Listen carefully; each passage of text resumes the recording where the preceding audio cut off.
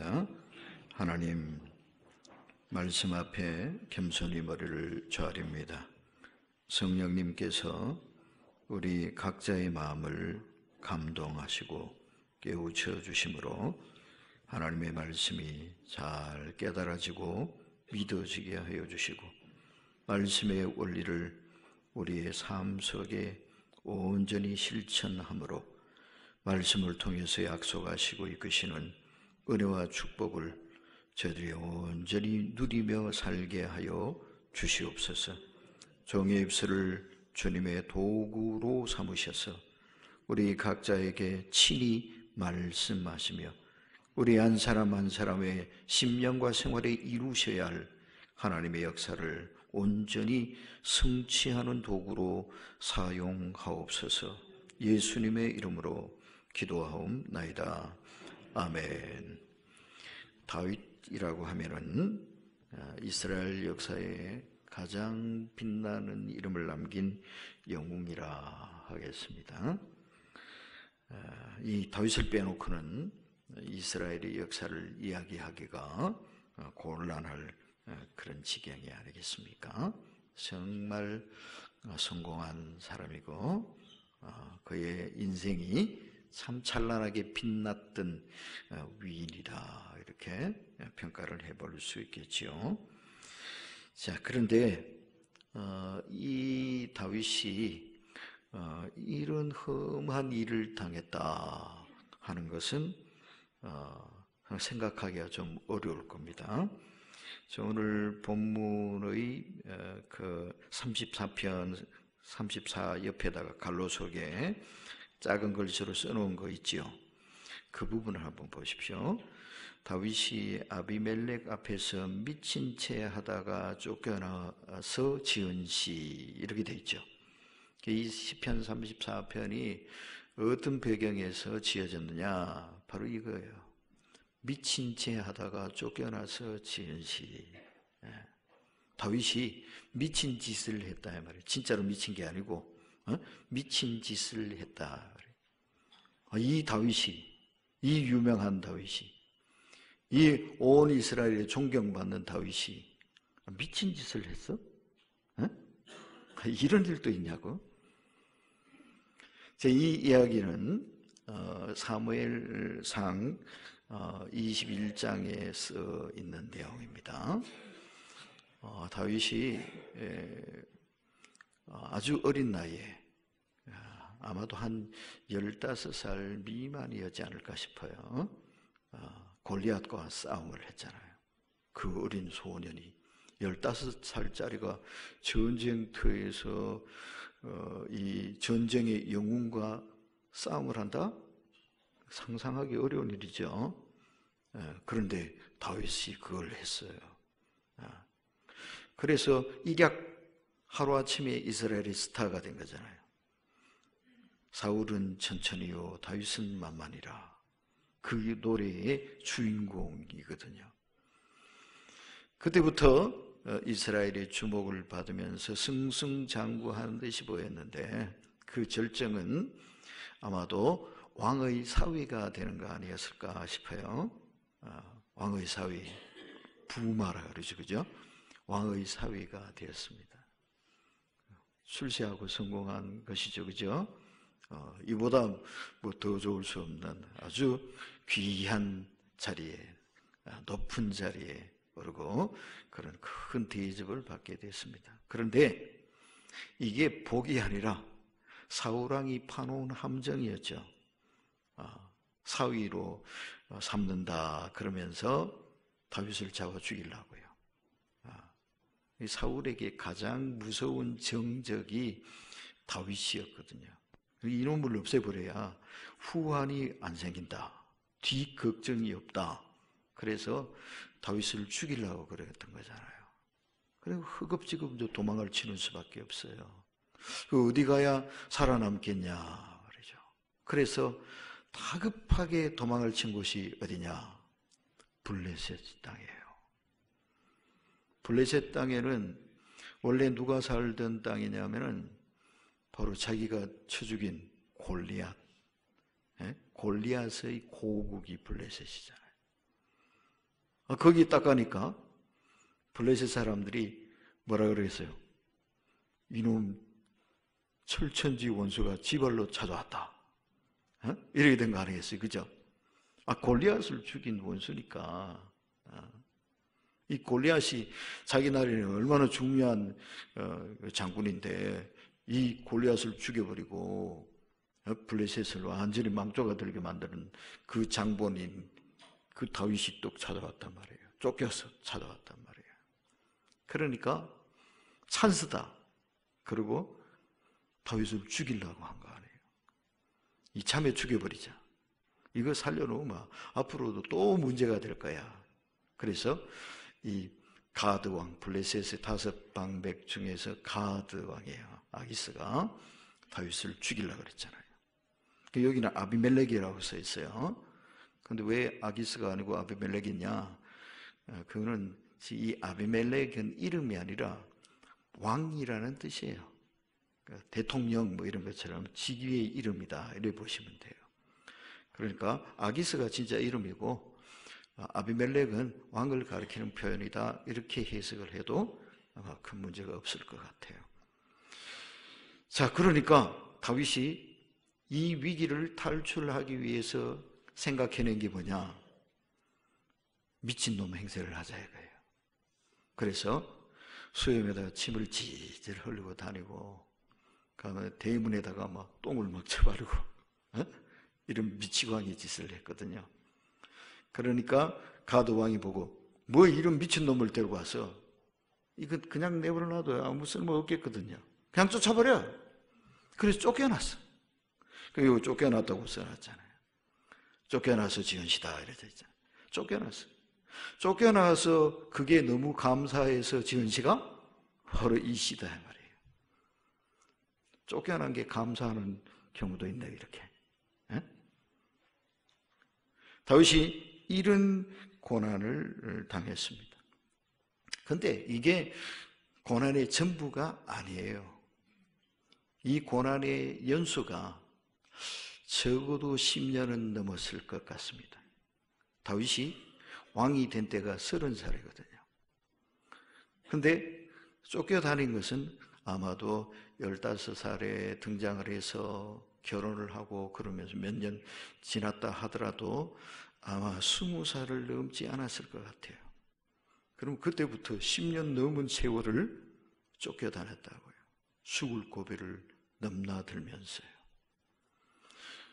그래서 이런 환난과 시련을 당하면서 험한 세월을, 그것도 10년 넘게 살아야만 했던 사람이 다윗이다 이 말입니다. 아무도 다윗을 도와주고 숨겨주고 이룰 수 있는 사람이 아무도 없었어요. 왜냐하면 다윗 도와주다가 잘못 걸려서 한 집안이 몰살당한 케이스가 있거든요. 아히멜렉 제사장이라고, 이분이 다윗이 허겁지겁 도망치다가 찾아와서 먹을 거 있으면 좀 주십시오. 그래서 자기가 가지고 있던 빵 몇 덩어리 내주고, 칼이라도 좀 있으면 한 자루 주십시오. 그랬더니 골리앗한테 빼앗아온 칼을 거기다 보관을 하고 있었거든요. 그거 꺼내줬어요. 이거밖에 한 게 없어요.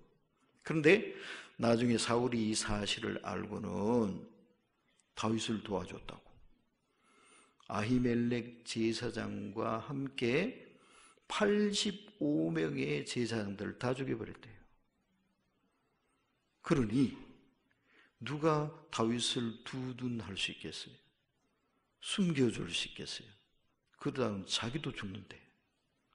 그러니까 어디가 숨을 데도 없어. 누가 뭐 빵 한 조각 줄 수도 없어. 이런 도망자 생활을 10년이 넘도록 지냈습니다. 이래가지고 성공할 수 있을까요? 앞뒤가 완전히 꽝꽝 다 막혀버렸는데, 일촉즉발의 위기 상황도 여러 번 맞이했습니다. 이게 뭐냐 하면은 다윗이 엔게디 광야에 염소바위라는 곳이 있는데 거기 굴이 있었답니다. 동굴. 그 속에 숨어 있었거든요. 그랬더니 사울이 거기까지 찾아와가지고 다윗이 숨어 있는 그 굴까지 찾아온 거예요. 큰일 났죠. 이제 더 이상 도망갈 데도 없어. 그 굴 속에 갇혀 있는데. 응? 근데 이 사울이 그 굴 입구에 들어와서 그 안에 다윗이 있는 줄 모르고 거기서 잠을 잤단 말이에요. 응? 희한한 일이 벌어진 거죠. 상황이 역전된 겁니다. 다윗이 위기에 몰렸는데 거꾸로 사울이 죽을 위기를 맞이한 거예요. 놀라운 일이 벌어졌습니다. 자, 이렇게 정말 절체절명의 위기 상황에도 내몰리고 또 자기 때문에 큰 피해를 입는 애꿎은 사람도 목격하고 정말 진퇴양난, 오리무중, 어디를 쳐다봐도 희망이 안 보여요. 어떻게 이 덫을 벗어날 길이 보이지를 않는 그런 참 시련의 세월을 오래 지내야 했다고요. 근데 그것 때문에 다윗이 막혀버렸냐? 꺾여버렸냐? 그러지를 않죠. 오히려 이 시련을 겪으면서 다윗은 그때마다 하나님이 너무 감사해서 시를 썼어요. 그게 여기 시편 34편이죠. 그 외에도 여러분 시편을 보시면 다윗의 시, 다윗의 시, 다윗의 시, 다윗의 시가 얼마나 많은지 몰라요. 그 수많은 작품들, 그것이 주로 어디에서 나왔느냐? 환난 당할 때 나왔어요. 고난을 겪을 때 나왔어요. 환난이 오히려 다윗을 감격해 했다 말이에요. 그러므로 여러분, 이 환난이, 시련이 예수 믿는다고 신앙생활을 한다고 환난을 안 당하는 거 아니에요. 어려움이 없는 거 아니에요. 원하는 대로 다 이루어지는 거 아니에요. 안 될 때도 있어요. 막힐 때도 있어요.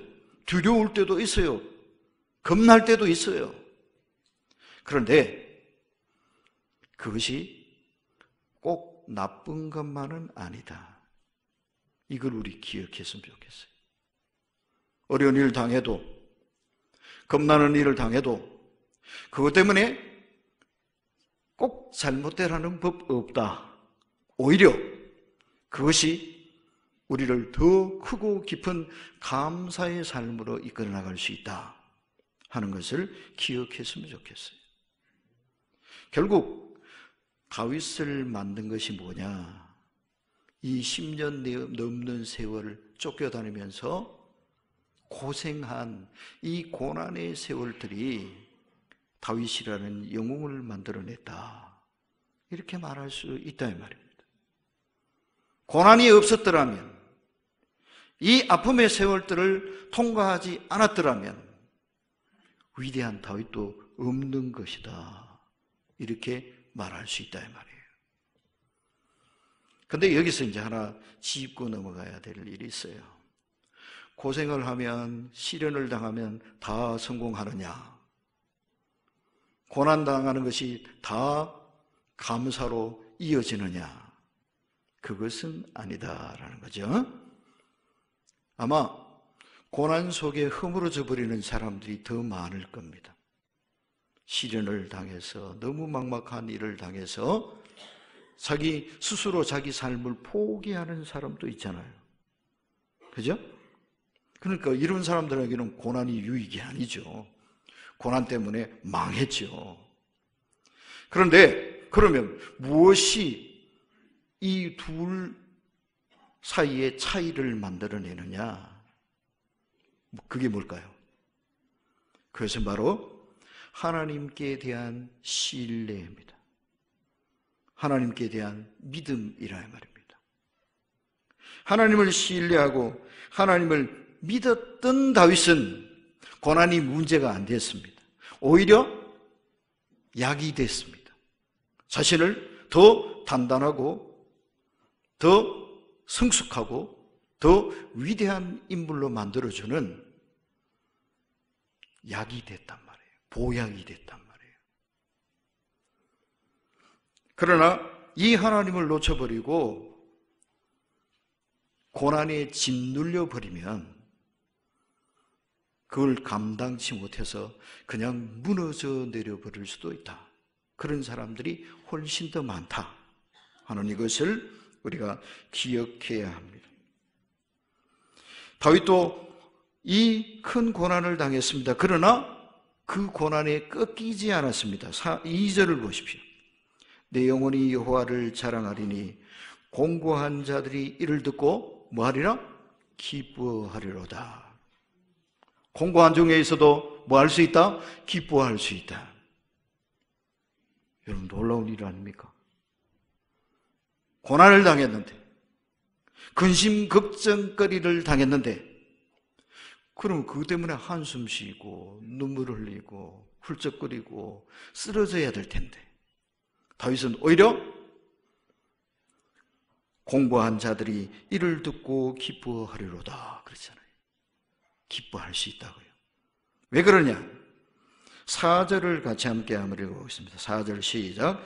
내가 여호와께 간구하며 내게 응답하시고 내 모든 두려움에서 나를 건지셨도다. 6절도 읽어봅니다. 이 공고한 자가 부르짖음에 여호와께서 들으시고 그의 모든 환난에서 구원하셨도다. 아멘. 다시 한번 더 큰 소리로 아멘. 곤란한 일을 당했지만, 큰 환난과 시련이 있었지만, 미치광이 짓을 해야만 간신히 살아남을 수 있는 기가 막힌 어려운 일을 당했지만, 다윗은 부르짖을 하나님이 계셨다고요. 자신의 삶을 의탁할 하나님을 모시고 있었단 말이에요. 여러분, 믿을 구석이 있는 사람은 낙심하지 않습니다. 비빌 언덕이 있는 사람이 왜 걱정을 하겠습니까? 왜 포기를 하겠습니까? 다윗은 자기 삶을, 자기 인생을 책임져 주실 분을 모시고 있었다 말이에요. 그게 누굽니까? 하나님이십니다. 다윗이 의지하고 믿었던 그 하나님, 오늘도 동일한 우리의 하나님이신 줄 믿습니다. 우리의 보호자이신 줄 믿습니다. 다윗의 기도를 들으셨던 그 하나님, 우리 기도도 들으시는 줄 믿습니다. 다윗이 부르짖었대잖아요. 공고한 형편에 있었지만, 정말 죽을 것만 같은 고통 속에 있었지만, 하나님, 저를 도와주십시오. 저를 이 고난에서 건져주십시오. 기도했더니 하나님이 응답하셨도다. 나를 이 기가 막힌 고난 가운데서 건져주셨도다 고백하고 있잖아요. 고난이 있어도, 환난이 있어도, 슬픈 일이 있어도, 답답한 일이 있어도 다윗처럼 우리도 하나님께 부르짖고 하나님께 우리 삶을 맡기면 오히려 그 답답함이 변해서 찬송이 되는 줄 믿습니다. 그 한숨이 변해서 감사가 되는 줄 믿습니다. 다윗이 시편 18편 29절에서는 이렇게 노래했어요. 내가 주를 의뢰하고 적군을 향해 달리며 내 하나님을 의지하고 담을 뛰어넘나이다. 적군이 애워싸서 죽이려고 덤벼들어요. 정말 진퇴양난의 어려움에 빠져버렸다 이 말이에요. 사방에 다 적이야. 아무도 도와줄 사람 없어. 꼼짝없이 죽었구나. 그런데 다윗은 그렇게 맥없이 쓰러지지 않았어요. 내가 주를 의뢰하고 적군을 향해 달리며, 적진을 그냥 무찔러 버린다 이 말입니다. 어떻게 해서? 주를 의뢰하고 하나님을 의뢰하고 하나님의 능력을 의지하고 적진을 향해 돌진을 했더니 적진이 그냥 부서져 버리더라 이 말입니다. 앞을 가로막는 담벼락 같은 문제가 앞을 꽉 막아버렸어요. 어찌해야 될지 모르는 정말 암담한 상황이 됐어요. 어떻게 해야 되나? 어떻게 해야 되나? 우리 같으면 한숨 쉬고 주저앉아 있었을지 모르지만 다윗은 이렇게 선언하고 있잖아요. 네 하나님을 의지하고 담을 뛰어넘나이다. 담이 앞을 가로막아도 소용없어. 뭐 하면 됩니까? 훌쩍 뛰어넘어 버리면 된단 말이죠. 그 힘이 어디에서 옵니까? 하나님을 의지하니까 되더라 이 말입니다. 하나님이 힘 주시니까 되더라 말입니다. 바울도 그래서 고백을 했죠. 하나님은 우리에게 감당치 못할 시험을 허락하지 아니하신다. 고린도전서 10장 13절, 그죠? 시험 당할 즈음에 피할 길을 내사 능히 감당하게 하시느니라. 하나님은 이런 분이십니다. 이 하나님이 우리 아버지이십니다. 그러니까 환난이 와도 시련이 와도 어려움이 있어도 그것 때문에 꺾이면 안 됩니다. 그것 때문에 막히면 안 됩니다. 그것 때문에 한숨 쉬고 쓰러져 있으면 안 됩니다. 뭐 해야 됩니까? 일어나서 하나님을 바라봐야 합니다. 하나님을 의지해야 합니다. 하나님께 맡겨야 합니다. 그러면 하나님이 맡아주십니다. 우리의 한숨을 바꿔서 감격의 노래가 되게 만들어 주십니다. 그런데 우리에게 이것을 못하게 가로막는 문제가 있어요. 하나님을 신뢰하고 그 믿음으로 이 난관을 돌파해 나가야 되는데 그것을 못하게 가로막는 게 있단 말이에요. 그게 뭘까요? 그것은 외부에서 닥쳐오는 환난이 아닙니다. 시련이 아닙니다. 원수가 아닙니다. 오히려 나 자신입니다. 다윗이 사무엘상 27장에 보면은 이런 일을 당했어요. 아까 말씀드렸던 것처럼 사울이 추격을 해오는 바람에 꽁꽁 숨어 있었잖아요. 그런데 바로 코앞까지 추격을 해왔어요.